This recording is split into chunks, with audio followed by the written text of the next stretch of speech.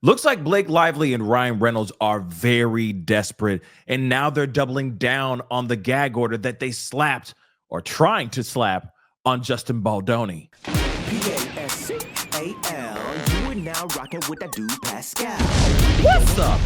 This Justin Baldoni, Blake Lively thing has been very questionable and very hairy and messy all at the same time. As we already know, these two are going at each other. And in fact, it's more like Justin Baldoni versus Ryan Reynolds and Blake Lively, because it's a package deal. We're starting to understand that very quickly, that this is all one big old package deal, and it's been absolutely crazy. But Justin Baldoni, after all the allegations came out, after they were going back and forth with all these lawsuits, he dropped something major, or at least in the court of public opinion, it's major. He put out some dailies from the movie of It Ends With Us, where they are acting, they're having a conversation. You can see that there is some awkwardness going on in that video, or in some of these takes or these dailies. All right. You can see that there's some weirdness going on for sure. All right. But nonetheless, the court of public opinion is looking at it and going, we don't see anything odd, anything sexual, if you will, going on in that footage. So once they put that out, of course, or once Justin Baldoni put out that information, there has been more stuff that's been about to drop, or at least Justin Baldoni's team is saying they're going to be dropping some stuff.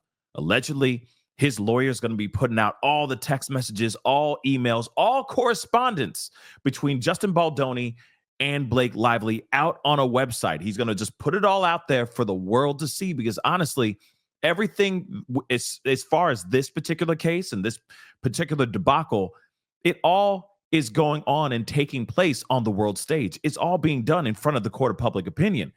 So, of course, they're going to be, this lawyer is like, hey, I'm about to expose it all, and you're going to see for yourself that nothing weird, nothing spicy, and nothing illegal was going on, at least on the side of Justin Baldoni. But once he said that and these dailies came out, what happened? Ryan Reynolds and Blake Lively, the very next day, dropped a gag order, a request to shut up Justin Baldoni and his own personal lawyer involved in this whole case as well. And obviously, the court of public opinion was quick to sit there and go, you know what? That's fishy. Why would they suddenly say, oh, they can go out and say their part, but Justin Baldoni needs to have a gag order because he can't speak out and speak on his behalf and defend himself?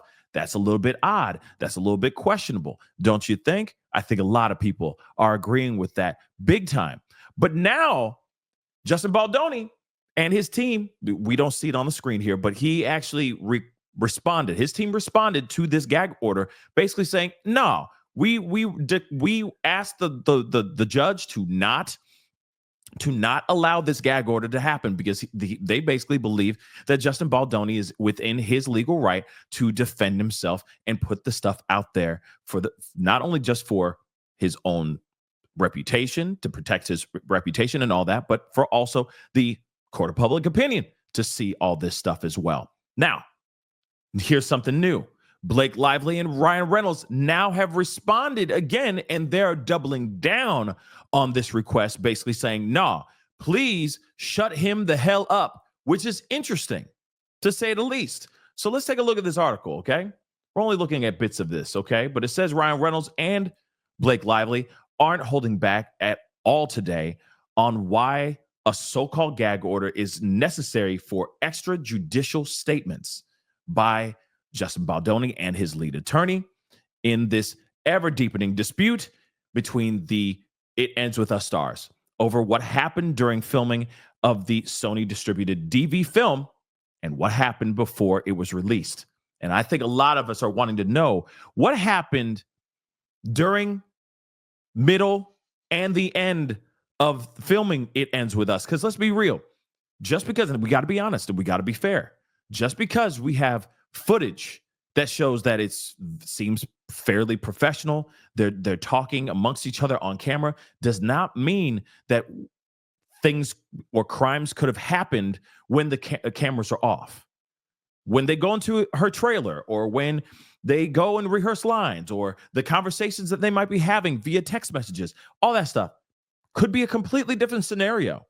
We have to remember that. Just because the camera is rolling and they captured that moment in time, it's only that one moment in time. There's still a whole bunch of moments during the whole filming and taping of this movie. Let's not forget that. Because they could have been working on this for 3 months together. They could have been working on this for a year together. And that's a long time of in-between time and a lot of room for potential crimes to be committed. Just saying that out loud. But let's move on. But still, those dailies are very damning in my personal opinion. Very revealing. Let's just say that. Very revealing. But let's continue on.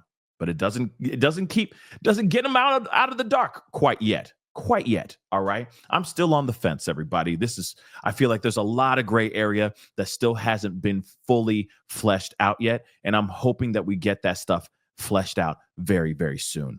Let's continue on, though. Okay. So here it is. Okay. Requiring counsel to heed the ethical rules that bind them is not a gag order. It is a mechanism that would ensure the proceedings in this court are not prejudiced by counsel's conduct outside of the courtroom. And this is what attorney Ezra Hudson declared for the couple on behalf of Ryan Reynolds and Blake Lively Friday evening in a letter to Judge Lewis J. Lehman over Baldoni. Okay. And of course, his lawyer, Brian Friedman, and Baldoni's studio, production company called Wayfarer Studios. All right.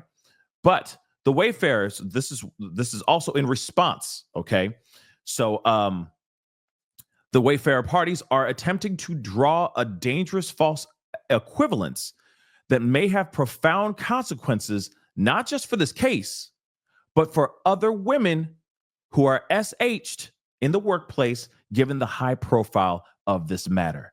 Okay. And this, of course, is in response, continuing a lawyer saying this in regards to all this as well. Okay. In what becomes a very fast-paced match of legal and media volleyball, the filing from the Gossip Girl alumni and, of course, Deadpool actors' side comes just 24 hours after Baldoni's attorney, Kevin Fritz, wrote to Lehman rejecting the couple's demand of the January 22nd for a gag order, claiming the Lively parties now invoke attorney disciplinary rules as an intimidation tactic. Now, again, to me, when we look at this, yes, the footage is very revealing. It's very telling. It doesn't say everything, but it definitely gives us a glimpse into what could have been happening on the set. It is a very interesting situation.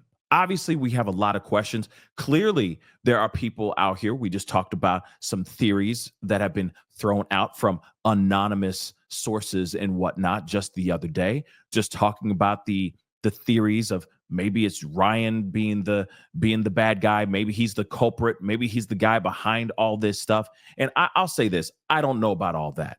It's a very interesting breakdown. It is very wild if you see it in that angle. But at the same time, it is also very revealing that as soon as those dailies come out, there's instantly a gag order dropped on Justin Baldoni's head. Is that an admission of guilt? Are they scared about could possibly be revealed in those emails and text messages that his lawyer is saying that he's going to put out onto a website and expose to the court of public opinion? I'm kind of curious about it. But again, for them to sit there and go, no, we're doubling down. Please, Justin Baldoni and his team, shut up. Y'all need to shut the hell up. Does tell me something. And it's not good. It does not look favorable for Blake Lively and Ryan Reynolds. But again, a lot of things can be lost in translation. A lot of things could have happened. Maybe it was a misunderstanding, something that could have been lost in translation.